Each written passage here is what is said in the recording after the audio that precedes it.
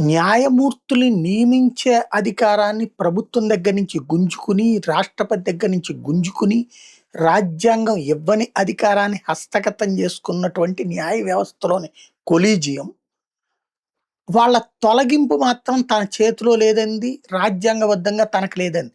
నియమించే అధికారం కూడా నీకు లేదు. మరి నియమించే అధికారం లేకుండా నియమించినప్పుడు, తొలగించే అధికారం నీకు లేకపోతే ఎట్లాగా? తొలగించే అధికారాన్ని తోటి న్యాయమూర్తులు అంగీకరించరు. ఎందుకంటే వాళ్ళకైనా రేపొద్దున సమస్యొస్తుంది.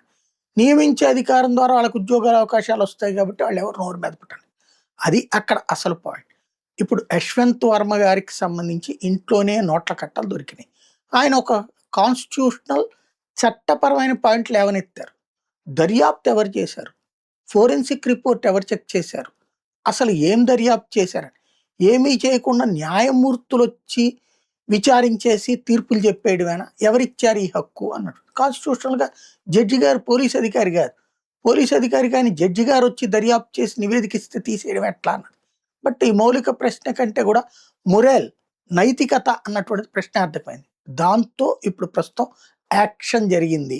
యశ్వంత్ వర్మ సంబంధించి ఎలాగూ తొలగిస్తారని తెలిసి తనంతట తన రాజీనామా ప్రకటించిన పరిస్థితి.